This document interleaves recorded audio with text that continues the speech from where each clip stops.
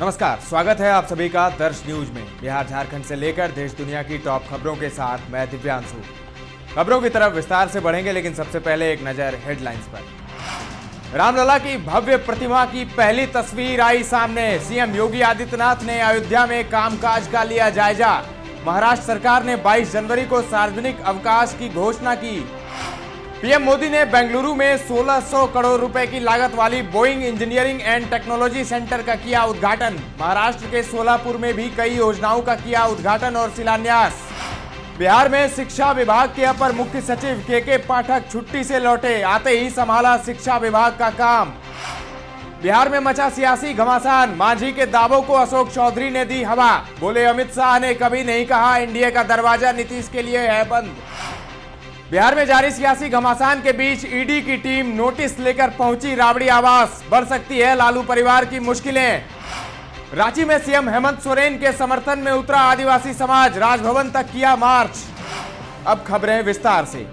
राम जन्मभूमि बाबरी मस्जिद मामले का फैसला सुनाने वाली संवैधानिक बेंच में शामिल रहे 5 जज अब रामलला की प्राण प्रतिष्ठा के गवाह होंगे। राम जन्मभूमि मामले का फैसला देने वाली बेंच का नेतृत्व तत्कालीन चीफ जस्टिस रंजन गोगोई ने किया था। इसके अलावा पूर्व सीजेआई एसए बोबडे, मौजूदा सीजेआई देवाई चंद्रचूड़, जस्टिस अशोक भूषण और जस्टिस एस अब्दुल्ला नजीर भी इस बेंच का हिस्सा थे। लॉ टुडे की रिपोर्ट के मुताबिक देश भर के नामी 50 वकीलों एवं जजों को प्राण प्रतिष्ठा के आयोजन में बुलाया गया है। इनमें कई पूर्व चीफ जस्टिस और नामी वकील भी शामिल हैं। रामलला की भव्य प्रतिमा की पहली तस्वीर सामने आई है, जिसमें आप उनके पूर्ण स्वरूप के दर्शन कर सकते हैं। गुरुवार को ही रामलला गर्भगृह में विराजे हैं और उनकी प्राण प्रतिष्ठा से जुड़े आयोजन चल रहे हैं। सोमवार को दोपहर 12 बजे के करीब उनकी प्राण प्रतिष्ठा का मुहूर्त है, जिसमें पीएम नरेंद्र मोदी मुख्य यजमान के तौर पर मौजूद रहेंगे। इस भव्य प्रतिमा को अरुण योगीराज ने तैयार किया है। इस बीच उत्तर प्रदेश के सीएम योगी आदित्यनाथ आज एक बार फिर से अयोध्या पहुंचे और 22 जनवरी के आयोजन की तैयारियों का जायजा लिया। अयोध्या में राम मंदिर की प्राण प्रतिष्ठा कार्यक्रम को लेकर महाराष्ट्र सरकार ने 22 जनवरी को सार्वजनिक अवकाश की घोषणा की। बता दें, यूपी समेत कई और राज्यों ने भी उस दिन सार्वजनिक अवकाश की घोषणा की है। इसको लेकर केंद्र सरकार के साथ साथ तमाम राज्य सरकारों ने भी आधे दिन की छुट्टी देने का ऐलान किया है। हरियाणा और उत्तराखंड ने आज राज्य कर्मचारियों के लिए आधे दिन की छुट्टी की घोषणा की। अब तक यूपी, एमपी समेत कुल 7 राज्य हैं जहां पर 22 जनवरी को आधे दिन की छुट्टी रहेगी। पीएम नरेंद्र मोदी ने आज बेंगलुरु के समीप अमेरिकी विमान निर्माण कंपनी बोइंग के नए वैश्विक अभियांत्रिकी और प्रौद्योगिकी केंद्र परिसर का उद्घाटन किया। आधिकारिक सूत्रों ने बताया कि 1600 करोड़ रुपए की लागत से बना 43 एकड़ में फैला अत्याधुनिक Boeing India engineering and technology centre परिसर कंपनी का अमेरिका के बाहर इस तरह का सबसे बड़ा निवेश है। इससे पहले पीएम ने महाराष्ट्र के सोलापुर में कई विकास परियोजनाओं का उद्घाटन और शिलान्यास किया। इस दौरान पीएम ने महाराष्ट्र के सोलापुर में आर्थिक रूप से कमजोर वर्ग के लिए बनाए गए 15,024 मकान लाभार्थियों को सौंप दिए हैं। इस अवसर पर प्रधानमंत्री ने लोगों से 22 जनवरी को अपने घरों को राम ज्योति से जगमगाने को कहा है। कांग्रेस अध्यक्ष मल्लिकार्जुन खड़गे ने एक राष्ट्र एक चुनाव के विषय पर सरकार द्वारा गठित उच्च स्तरीय समिति को पत्र लिखकर कहा है कि संसदीय शासन व्यवस्था को अपनाने वाले देश में एक साथ चुनाव की अवधारणा के लिए कोई स्थान नहीं है तथा उनकी पार्टी एक राष्ट्र एक चुनाव के विचार का पुरजोर विरोध करती है।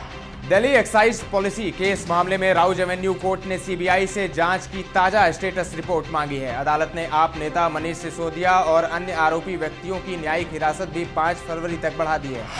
उधर बिल्किस बानो केस में सुप्रीम कोर्ट से आरोपियों को एक और झटका मिला है। दोषियों ने सरेंडर करने के लिए 4 हफ्ते की मांग वाली एक अर्जी दाखिल की थी, जिस पर सुनवाई करते हुए न्यायालय ने उसे खारिज कर दिया है।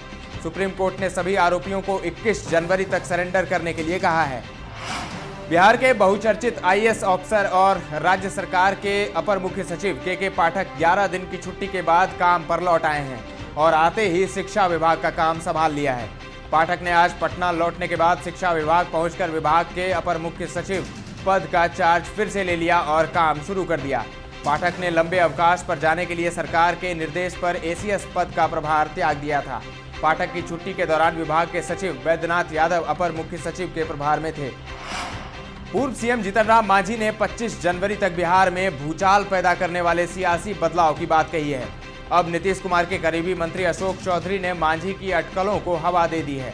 अशोक चौधरी के अनुसार केंद्रीय गृह मंत्री अमित शाह ने ऐसा कभी नहीं कहा कि भाजपा के दरवाजे नीतीश कुमार के लिए बंद हैं। उन्होंने दृढ़ता के साथ दोहराकर कहा कि अमित शाह ने ऐसा कभी नहीं बोला। हालांकि इसके साथ यह कहना नहीं भूले कि उन्हें प्रस्ताव कौन दे रहा है। इससे पहले गुरुवार को अशोक चौधरी ने राजद को इशारों में बड़ी नसीहत दी थी। उन्होंने कहा था कि नीतीश कुमार के साथ जो आते हैं उन्हें नीतीश जी का फॉलोअर बनना पड़ता है। पिछले दिनों 2 लाख शिक्षकों की बहाली का श्रेय लेने वाले राजद के प्रेस कॉन्फ्रेंस पर तंज करते हुए अशोक चौधरी ने कहा था कि 2020 में ही मुख्यमंत्री ने 7 निश्चय पार्ट 2 के तहत 10 लाख नौकरी देने का फैसला कर लिया था। अब राजद नेता क्या कहते हैं इस पर ध्यान देने की जरूरत नहीं है। उधर बिहार बीजेपी अध्यक्ष सम्राट चौधरी ने सीएम नीतीश के बीजेपी में जाने की अटकलों पर पार्टी का स्टैंड क्लियर कर दिया। सम्राट चौधरी ने कहा कि अब एनडीए में नीतीश कुमार की एंट्री नहीं हो सकती, क्योंकि बीजेपी के दरवाजे नीतीश कुमार के लिए हमेशा के लिए बंद हो गए हैं। उन्होंने कहा कि नीतीश कुमार पलटू बाबू हैं और दूसरों में भय पैदा करने के लिए रोज पलटासन करते रहते हैं। अपने साथियों को डराते रहते हैं कि हम उधर चले जाएंगे, लेकिन हम फिर वही गलती करने वाले नहीं हैं। सम्राट चौधरी ने दावा किया कि 2025 में बीजेपी की सरकार बनेगी। बिहार में जारी सियासी घमासान के बीच ईडी के अधिकारी आज पटना स्थित राबड़ी आवास पहुंचे। ईडी के एक अधिकारी पीला लिफाफा लेकर लालू परिवार के पास पहुंचे। रेलवे में जमीन के बदले नौकरी देने के मामले में ईडी ने एक नोटिस दिया है। ऐसे में लालू फैमिली की मुश्किलें और बढ़ने वाली है। पहले ही इस मामले में आरजेडी सुप्रीमो लालू प्रसाद यादव, उनकी पत्नी राबड़ी देवी, डिप्टी सीएम तेजस्वी यादव, सांसद मीसा भारती समेत परिवार के अन्य सदस्यों के नाम इस केस की चार्जशीट में हैं। झारखंड के मुख्यमंत्री हेमंत सोरेन के समर्थन में आदिवासी संगठनों ने आज राजधानी रांची में राजभवन मार्च किया। आदिवासी संगठनों के लोग सुबह से ही मोरहाबादी मैदान में जुटने लगे थे। दोपहर बाद हाथों में हेमंत सोरेन की तस्वीर, तीर धनुष और सरना झंडा लेकर राजभवन पर प्रदर्शन करने के लिए रवाना हुए। आदिवासी मामलों के केंद्रीय मंत्री सह कृषि एवं पशुपालन मंत्री अर्जुन मुंडा एक बार फिर आर्चरी एसोसिएशन ऑफ इंडिया के अध्यक्ष चुने गए हैं। अर्जुन मुंडा निर्विरोध चुने गए हैं। कैप्टन अभिमन्यु को एसोसिएशन का सीनियर वाइस प्रेसिडेंट चुना गया है, वह भी निर्विरोध चुने गए हैं। 8 उपाध्यक्ष, 1 मानद महासचिव, 7 संयुक्त सचिव और 1 मानद कोषाध्यक्ष का भी चयन किया गया है। संघ के अध्यक्ष अर्जुन मुंडा ने निर्विरोध चुने जाने के बाद सभी सदस्यों का आभार व्यक्त किया। उन्होंने कहा कि आपने मुझे निर्विरोध चुना, इससे मैं अभिभूत हूँ। चुनाव सिक्किम हाईकोर्ट के पूर्व चीफ जस्टिस प्रमोद कोहली की देखरेख में संपन्न हुआ। रांची में चल रहे FIH महिला हॉकी ओलंपिक क्वालिफायर 2024 के ब्रॉन्ज मेडल के लिए हुए मुकाबले में भारत जापान से 1-0 से हार गया।